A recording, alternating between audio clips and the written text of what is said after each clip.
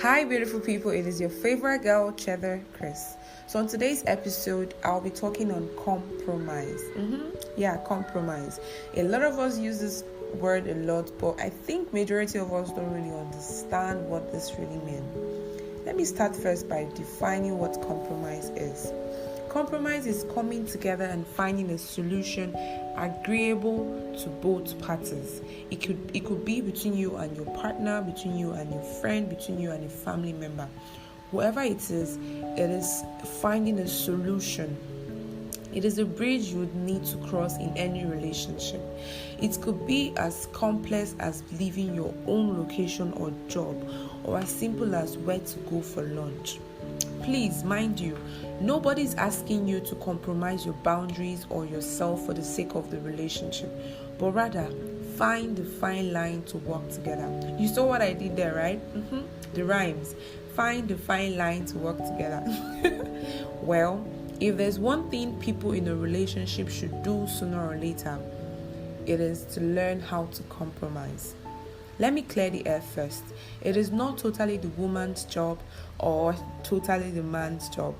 What I mean is compromising isn't one-sided. It should be between you and your partner.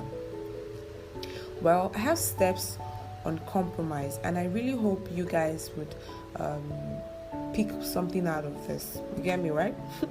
Well, number one, take winning out of the equation. It is not a competition. It is between you and your partner. Get it out of your head that there is going to be a winner and a loser. Just remember this, no matter what, that you are on the same team. You're not fighting against one another. If you're having tough time, because yes, believe me, a lot of people find it really difficult taking winning completely out of the equation. Well, Cheddar Baby Girl would suggest you try to remember that reaching a compromise is a win in its own right. See, people, compromise should be transactional.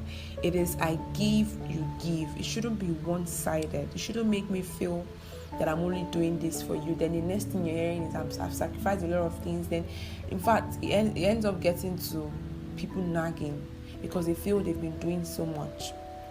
One time on Twitter, there was a story about a girl and a guy, one Amaka girl and a Jide guy. Amaka stays in Lagos. She earns more money in Lagos. Jide stays in Port Harcourt. He's earning, but not so much as Amaka. And they're supposed to get married. I think Jide was asking Amaka to come down to Port Harcourt, and people were asking, what will you do? Well, let me throw this question to you guys. What will you do? For me, I will. I'm not saying this is just what I think I would do. No. I will find a balance. That is, I would at least work for a while in my company, gather more money, earn more money, and even look for a job in that Port Harcourt as well before I move. It might not be easy to get a job, but at least what I'm trying to say, the point is I'm going to move to Port Harcourt to stay with my hobby. I cannot leave if it's something I can do, like something that is really in my hand, I'm capable of handling, I think I would leave. I take that back. I would leave Lagos for Port Harcourt to stay with my husband.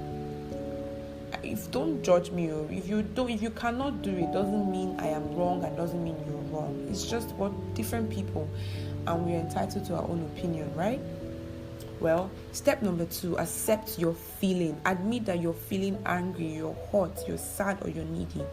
If you're seeking clarity, for those of you that like writing, take a book and a pen and jot how you really feel.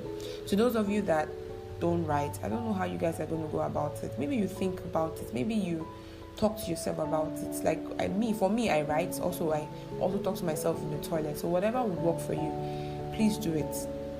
But the most important thing is you will find it really interesting. The answer would lie in the words you find yourself hesitating to jot down or to say.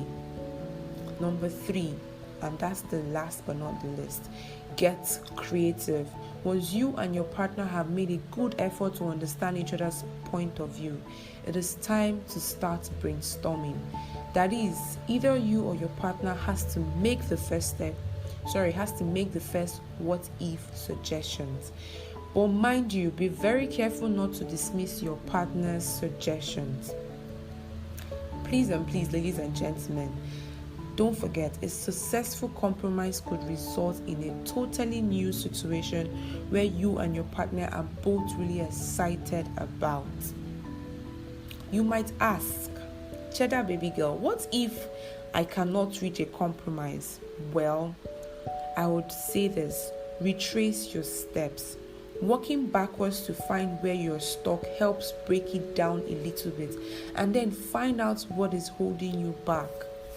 Sometimes reaching a compromise may feel like a tedious and frustrating task, but it is an absolutely crucial skill to develop if you want your relationship to move forward. I really hope I made sense today. Please don't forget to follow me on Instagram and on Twitter. My new Instagram handle is she_double_talks. Yeah, the usual she talks, but now you have _. Then my Twitter remains the same. It is @DaraChris. Thank you so much for always listening. Thank you so much for always commenting and for always reposting. I love you guys, and keep staying safe, and namaste. Bye guys.